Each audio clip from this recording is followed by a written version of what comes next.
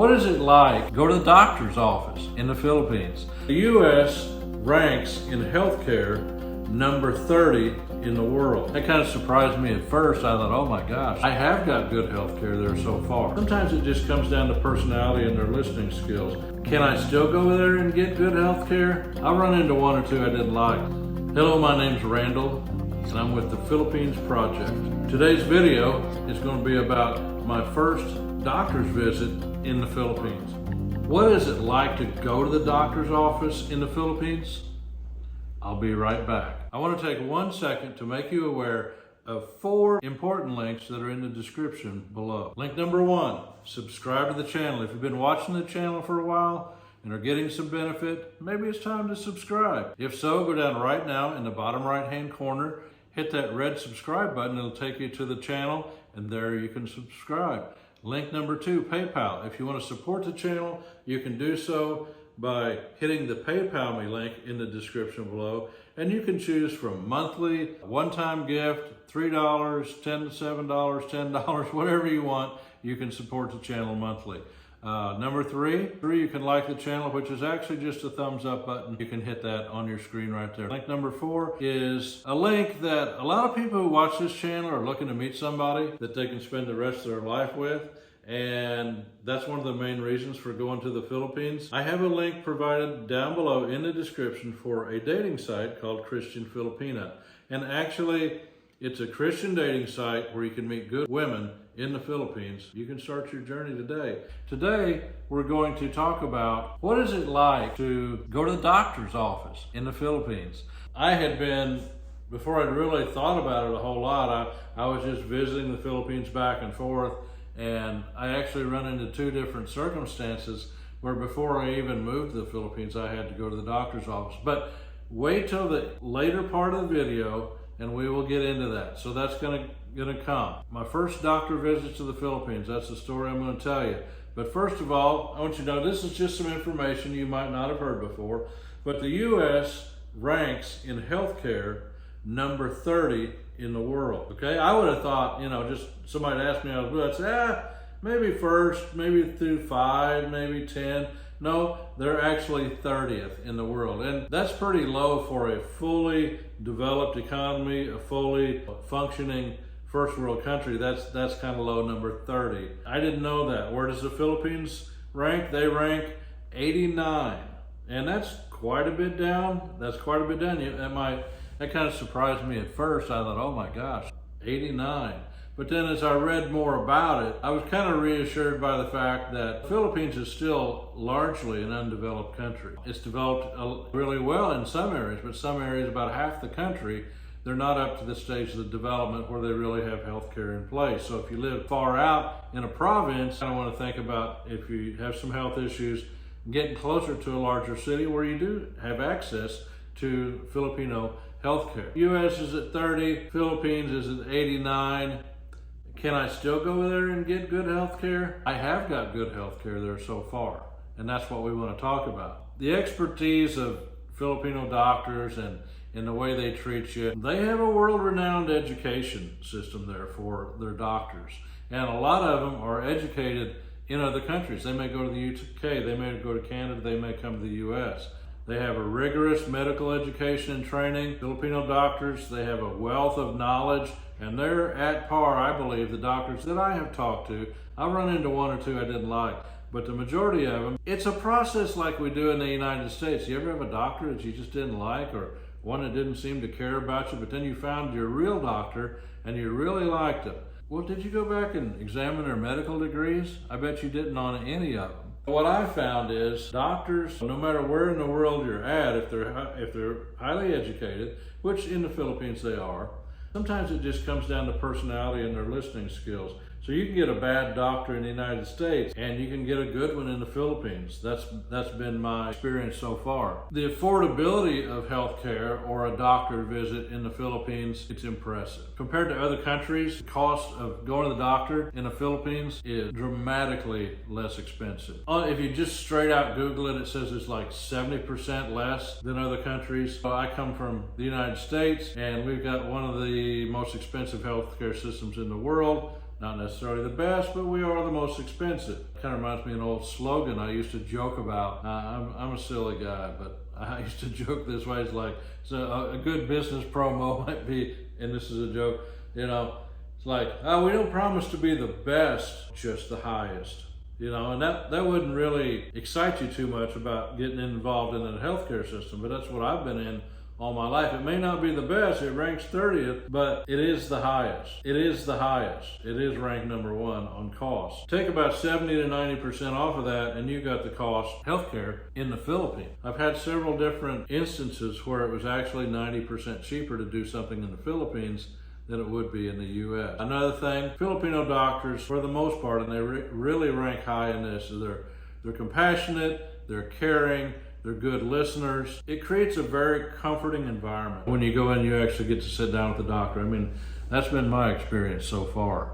And I have sat down with probably 6 or 8, 10 doctors in the Philippines. The 2 that I use the most, I have a very good comfort level with them so far. And I found a hospital that I really have a good comfort level with as well in Iloilo City. So in summary, Philippines really one-on-one, as long as you can find a good doctor and you're not too far out in the province. The Philippines really stands out in the field of healthcare for these 3 reasons: the expertise of the doctors, the affordability of the medical services, and the compassionate care that's provided by the doctors. All right, so it's time for my story of what it's like to go to the doctor's office in the Philippines. Well, first of all, I remember my first trip to the Philippines. And wouldn't you know it, you know, I would think, this was 2007, I would think, oh, years down the road, maybe one day, I'll actually have to go to the doctor in the Philippines. I'll have to go to visit someday.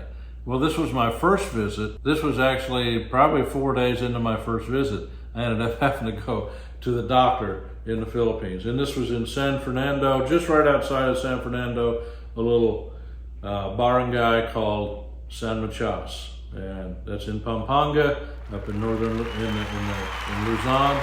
I remember feeling very sick on my first trip. I think it was probably the dust in the air, maybe the humidity, the fact that I didn't get in air conditioning very often. My sinus was draining, it was in overdrive, and it just was ruining my trip. Okay, so that's something I really hadn't planned on doing, but I found myself standing on the side of the road with my wife's uncle, and she was there too, and we're getting ready to get on a tricycle and go find a doctor because I had to get some help.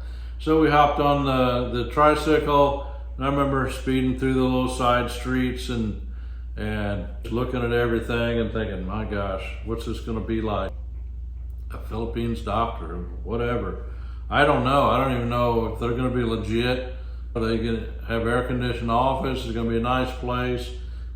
Are they going to be quacks? All these things flooding through your mind as you're in that tricycle going. And we pull into this little nondescript parking lot where just a building there, and it had a few doors on the front. And I don't really remember any signage. Not really overly professional looking as far as my first impression of going to the doctor. But we got out of the tricycle and we walked up, and there was a wooden door. It may have had a small sign or something, but I don't really even think it had a sign. But we kind of knocked on the door. My wife's uncle did, and then he pushed the door open, and then it's just a little empty room with a small desk, nobody sitting at it. And you could kind of hear something going on in the next room. He knocked on that door. Older gentleman opens the door, come to find out this was the doctor. So I was kind of surprised. There's not all that, like, you know, when you go in here in the United States, you might check in at a desk, then they're gonna go give you a piece of paper. They're sitting behind glass, 3 or 4 women sitting there. It's air conditioned, you got beautiful carpet on the ground. Receptions are all making good money. They got their hair fixed right, you know, they had a lot of education, but you've got a kind of a buffer between you and the doctor. What amazed me is the closeness to the doctor that I got right off the bat. I mean, he was the one literally that opened up the door. It kind of gave me a little better feeling, and I sat down in this little old chair, and my wife sat down in a little chair in front of his wooden desk. And he had a decent office. I'd say probably it was updated back in the 80s sometime. But he was a very congenial guy. He was obviously a doctor. He asked me the questions. What happened to you? What's wrong with you? What kind of symptoms are you experiencing? And it was pretty cool. It was like sitting down with you just sit down with an expert all of a sudden, kind of get on the same vibe with the guy. And he's just telling me, and it's okay, it's going to be 300 pesos. I had no idea what that was at that time, but it's 300, sounds like a big number, but that was about $6 back then for an office visit. He gave me a list of 2 or 3 prescriptions. We went to Mercury Drug, picked it up. I went back and started my recovery. I was kind of amazed, and because, first of all, I was amazed at the price. I mean, a $6 office visit, come on. I mean, it's like, back then, I think in 2007, if you didn't have insurance, you walk in the doctor, your general practitioner is gonna be about $60 just for an office visit. That's what I used to pay. Now I think this is 2023, I think they're like $80 now. And labs, forget about it, they're expensive too. I really would like to research how much my labs were the last time I got them in the United States. But yeah, the access to the doctor and that personal relationship, I could see right then that was pretty phenomenal within itself. Some people, it seemed like in the United States, I had a janitorial company and we used to clean a lot of doctors' offices. I had people out and I'd talk to some of the employees that worked there sometime. They may be in there after hours and just get a little conversation. And it's amazing in the United States what a reverence we have for like professional people, like a doctor or a lawyer. Oh, he's a doctor. Like, oh, the doctor's here. Oh, sir, and we really do, and it's a good thing. We really do esteem them, and they're kind of like set up a little bit higher than us in a sense, and a lot of them make a lot more money than what we do. What impressed me was just like cutting through the red tape, sitting down with the doctor, talking to him face to face. He was listening. It was a conversation. Conversation should be 2 ways, right? A lot of times the doctor don't even listen, and they pop in, what's wrong with you? Okay, I'll be back in 20 minutes. They go see 3 other patients, they come back in, oh yeah, take this. They haven't even listened to you. Now I'm very fortunate here in America. I have a very good doctor here in Cape Girardeau, Missouri, and best general practitioner I've ever had as far as I like the guy. He listens to what I say, I listen to what he has to say, and it's a real relationship. So that was really a good first meeting or first time that I had to go, to a doctor in the Philippines. It was a positive one. Okay, second time I had to go to the doctor in the Philippines. This time it was not in San Fernando. It was in Iloilo City in the Philippines. And most of you know that's where I'm based, Iloilo City. Iloilo City is a city of about 500,000 people. It's a fairly metropolized city for not a huge city in the Philippines, but 500,000 people is a pretty good city. My town here in Cape Girardeau, Missouri is about 40,000 people. So it's about 10 times as big as the place that I live in right now. But I had been out walking one night, me and my wife, and when we get in the Philippines, we like to walk. It seemed like we'd walk more because there's just more opportunity presented to walk. I mean, you don't have your car where you just hop in. If it's a couple blocks, you might just walk. So we were walking back. I think we'd been out to eat, had flip-flops on, standard Filipino footwear, and my toes on my right foot started to kind of bother me a little bit. Well, I'd walked a lot, and I thought, well, yeah, that sandal or that flip-flop's probably aggravating my toe. It's probably a wear place. As soon as I get these flip-flops off, I'll be good to go, right? Well, it didn't turn out that way. Yeah, and this is the story at the end of the video. We're a little ways in, but this is kind of the story. Come to find out, I put my foot up, trying to take the pressure off of it, put a pillow at the end of the bed, and it didn't take me too long once I got my flip-flops off, took my shower, everything, got my foot elevated, that I realized this was a gout attack. Now, how did I know it was a gout attack? Because I take medication for gout every day, okay? And I've had a gout attack before. So what I'm saying, if you've ever had one, you know what the pain's like. It's not a pleasant deal. I mean, you basically have to medicate yourself with pain pills, at least Tylenol, or you're just gonna be in misery. So there I was kicked up on the bed, knowing I have gout, thinking, oh my gosh, what am I gonna do? I was 3 days away from getting on a plane, come back to America. I had to get back to my job. I mean, I didn't even have my own business back then. And so, golly, here we go. We're gonna go to the hospital or go to a doctor's office again. Like, man, but I've got to get some relief. And I was actually sitting there in the bed. My wife wasn't around. She was out getting me something to eat. And I just said to myself, if I can't get any relief from this, I'm not getting on a plane, not like this. I'm not getting on a plane. So it was a do or die. It was a situation. I had to see a doctor or I wasn't going to go back home. So the next morning, what do? You get up. I hobbled downstairs. We had our breakfast. We put our stuff away, whatever we had to do. We went outside to the sidewalk, and there's usually taxis around.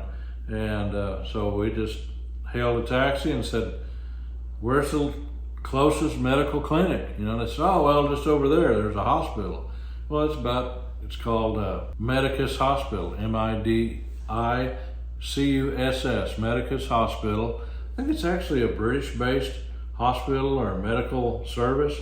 But anyway, it's all Filipino staffed. And so the taxi guy took us up there, and it's got this little rise where you can pull in, let people out, and it's a little covered deal. And you walk in, there's guards. So I open the door of the taxi cab, and I stick my leg out, my right leg. And I mean, it was a real effort just to get out of the car. Because I just have one leg literally I had just a leg to stand on. I did have one leg. I'm a little bit of a sight, hobbling across the road there and trying to get in to the office. My wife, of course, she's there and she's by my side as always, like she always is. And we get in there and of course we look around, we ask a few questions, where's the doctor? And they pointed upstairs. So we get in this little cramped elevator. I mean, it literally, if it says person limit 4, you might be able to get 4 people in there. You might get 5 if they're all little and there's nobody like me, but it's a small elevator. And so we're trapped in there and there's no air conditioning in the hospital at the bottom. I think they have it, but they leave the doors open all the time. You answer me that question, why do they do that? I don't know, but they do it a lot. So anyway, I think the Filipinos just don't need the air conditioner like we do.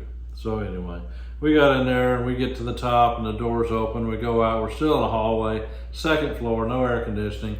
And I look over to the right, because the left, it's just a wall here and then a window in front of us. You look over to the right and there was a door over there. And I walked over towards that door. It had a little sign on it and it had our doctor's name. She was a general practitioner. And I looked down this old hallway and there's several other doors just like that. Just a regular household type door, a cheap, just a brown wooden door. Looked like it hadn't been painted or anything in a long time, and the whole place needed a little bit of work. But I didn't go there to check on their facility, how clean it was. I went there to see the doctor, and I'd hoped that this person could give me some help. So we knock on the little door, and this little lady comes out. She's young, and she's, what do you need? Well, we'd called and we got an appointment. Yeah, we'll just go out there and sit down and wait, she said. We waited probably 5-10 minutes. She comes, same lady, comes carrying out this little scale about the size of this computer. Little scale about that big, the little grippy things that you step on. Sometimes they'll put rubber, sometimes they'll put like a rough plastic. It's just for your feet to grip the scales, but the scale's only about that wide. And so I'm like sticking my feet together almost. And the little rubber things that are supposed to make your feet, not slide off the scale. They were coming loose and peeled up. And it was an old spring scale where you step on it and it just moves the needle. It's not like super accurate, but anyway, I got on there and she got my weight and then she went off. I'm sure she was amazed. I was probably 233 pounds back then. That's usually when gout will get you, when you've been doing stuff you shouldn't have been doing. And I probably was drinking too much beer and eating too many foods that I'm not supposed to eat, okay, for my gout. So anyway, she goes back in, we sit down, we wait a little while longer, and she comes out, the little woman comes out, and out of her little empty office. And she says, come on back, the doctor's gonna see you now. Well, we sat in her little office, her little reception area, which consisted of a little desk, probably, I don't know if you can see it, but my hand is not very big. I'd say 3 feet at the most wide. Just a little old-fashioned wooden beat-around desk, and she had just a simple plastic chair behind the counter. No computer on her desk. They had a copy machine. They have a copy machine, and then they have a bunch of paper files. I mean, this is kind of, it's almost 60s like, you know, going into this little reception area. And where we sat down, there was a little tiny couch that had something stacked up on it, and there was 2 chairs. And me and my wife sat down to 2 little chairs, and we're literally about this far from the desk. So we're just talking back and forth. She's getting a little more information on me. And so anyway, when she got done, she knocked on the doctor's door. She opened it up. We walk in, and of course, it's a nicer, little bit bigger office, but still old. I mean, it's still, and there's nothing wrong with that. But it's such a different experience than what you have in America. You come into the doctor's office now, well, where I go in, it's a 4-story building. You know, there's a big, it's a hospital, and there's a big gym on one floor, and you get on the elevator, it's glass walls, and you go up 4 stories, or 3 stories, I think.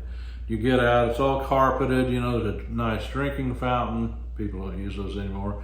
But anyway, there's restrooms, really nice, clean restrooms.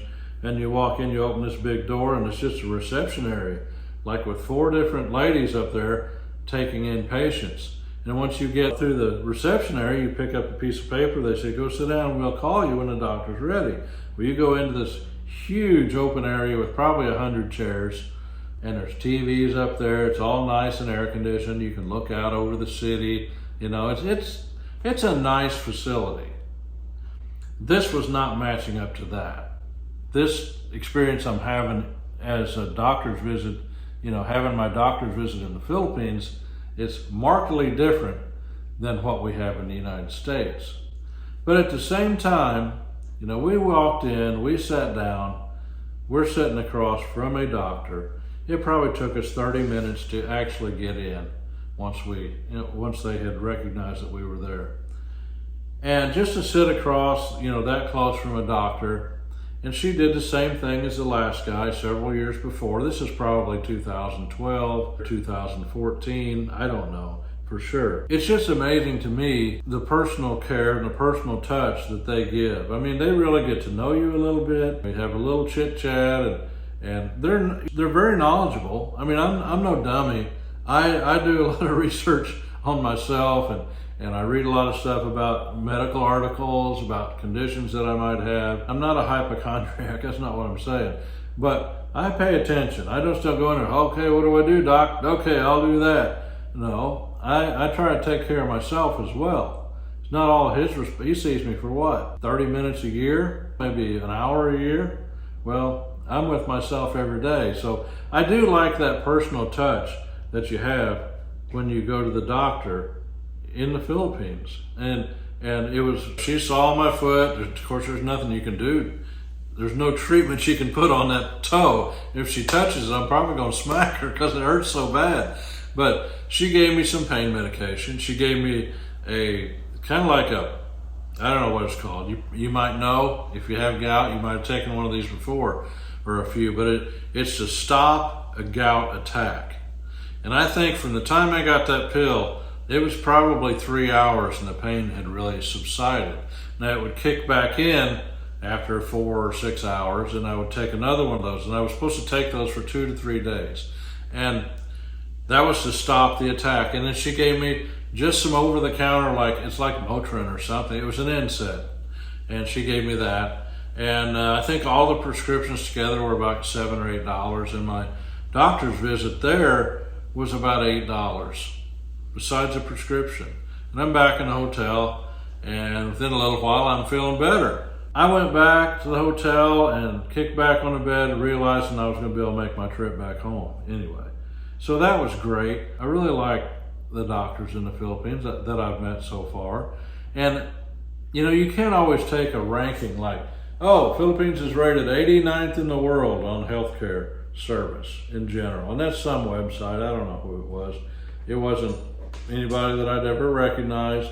But I don't really doubt it. But again, I think that a lot of the reasons the Philippines is rated a little lower than maybe some other countries is because the whole nation's not developed yet. You got to pick and choose where you go, where you live. But if you're in the Philippines and you're near any major city, you're going to be able to find a doctor and they're going to be able to help you. You think about it. Now, be honest with yourself. The United States has the highest health care in the world. They say the average United States citizen pays about $10,000 a year out of pocket in healthcare related expenses. $10,000. The next highest is like Switzerland or Denmark or something like that, and they spend about $5,000. So can you imagine where the Philippines ranks on spending on healthcare? It's in the hundreds of dollars per year. But then again, that goes back. Some people just aren't getting healthcare because they don't have the money or the facilities aren't available. I don't live in those places. I live in close to Iloilo City, and there's several hospitals there. And I also think about it this way. This is 2023, correct? And I think about how far the Philippines has come in their healthcare system. And they've got robotic surgery in Manila. I think they've even got some robotic surgery in Iloilo City. They've got a lot of technologically advanced machines. Do they have as much as they would have in New York City or Dallas? No way. But the way I look at it, back in 1975, 1985, they didn't even invented these machines. And we thought we still had pretty good health care back then. Now, just because somebody else has got better machines, but it's 10 times the price, or at least 60 or 70 times the price, or 70% more expensive, I still think we get pretty good care in the Philippines. And the thing about the Philippines, the healthcare costs, a lot of it's out of pocket. Now that's something that as Americans, we're not really that familiar with, taking most of our healthcare dollars and what we use in healthcare and out of our own pocket and giving it to a doctor. But you're far cheaper doing it that way in the Philippines. When a doctor visits less than 1,000 pesos, even for maybe a cardiologist was like 1,000 pesos, which is like $20. That's their maximum specialty right there. As far as doctors, you can go to about any specialist for less than, I think the last one I went to was 800 pesos. She's a gastroenterologist. She's not even a surgeon. She studies the gastrointestinal system, and she's my doctor, and I like her. She's good. She's helped me out a lot. And my general practitioner, she's helped me out a lot. Are the differences between doctor visits in the United States and the doctor visits in the Philippines different? Heck yes, they are. I'm going to say this real quick before I get off here, because I know the video is going to run long. But here's what to expect when you go to the doctor in the Philippines. First of all, you're probably not going to get an appointment at 3 o'clock and you show up and you go in at 3 o'clock. Well, that's true. You're going to have to wait. Philippines is famous for waiting. Okay, they have lines everywhere. You wait for everything. But how many times you go to the doctor? You go through the whole 9 yards. They seat you down with a piece of paper. Said the doctor will call you when it's ready. It's still 45 minutes, sometimes an hour. Sometimes you wonder whether you're going to have to cancel it because stuff comes up. Maybe the doctor has to run to the hospital. Maybe he booked too many patients. I don't know what happened. But you don't get directly in in the United States either. But you go to the hospital or you go to the doctor, wherever you go to the doctor, and you go in, you don't have an appointment. Now, you can call ahead and they'll say, this is what they'll say. They'll say, come in Friday at 3 o'clock.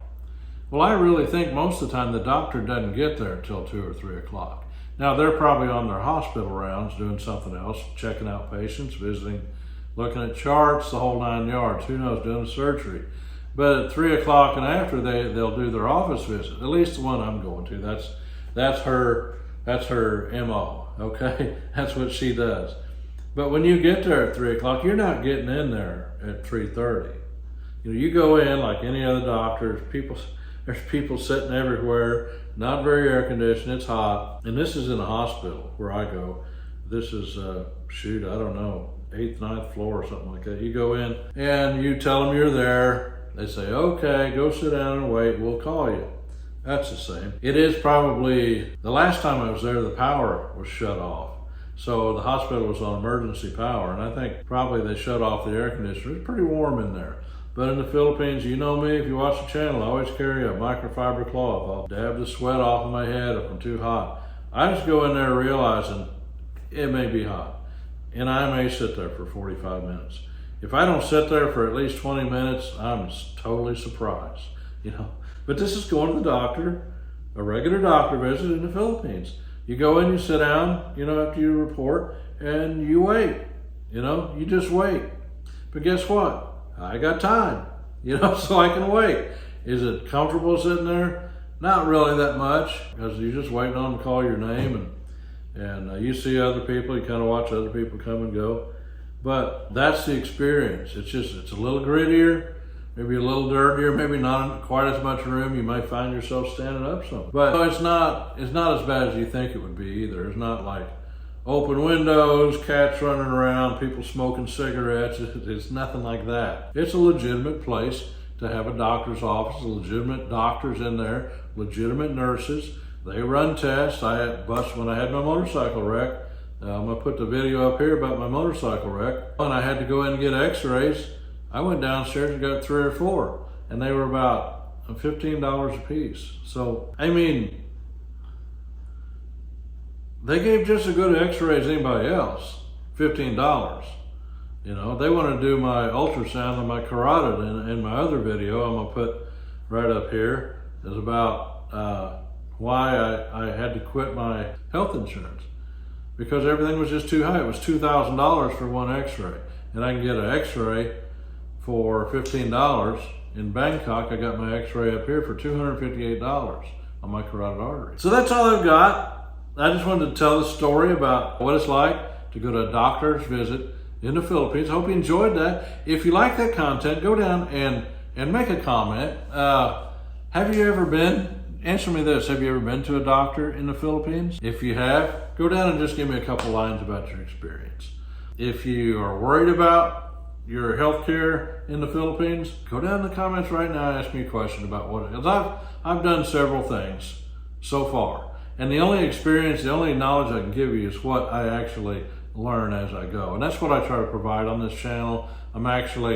Well, right now I'm not in the Philippines, but most of the time I am. I just kind of draw off of my experiences in the Philippines. So if you like that, subscribe to the channel. Don't forget, if you want to support the channel, go down in there right now. There's a PayPal me link. You can hit it. You can support me for $3, $5, or $10 a month.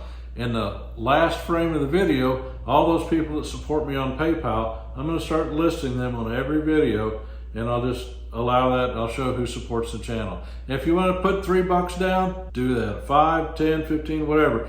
You can do a one-time gift. You don't have to do any kind of gift at all. I don't really care. I've been doing this for 1.5 years, and I think 2 people have given me some money over the whole time, which was in a live video. So anyway, that's fine. But as the channel goes on, this does help for me to help me. At some point, it might help me buy a camera, a stand, maybe a little better lighting, something like that. Anyway, that's all I've got. This is Randall Meek and Philippines Project. Check out my latest video. We'll see you later.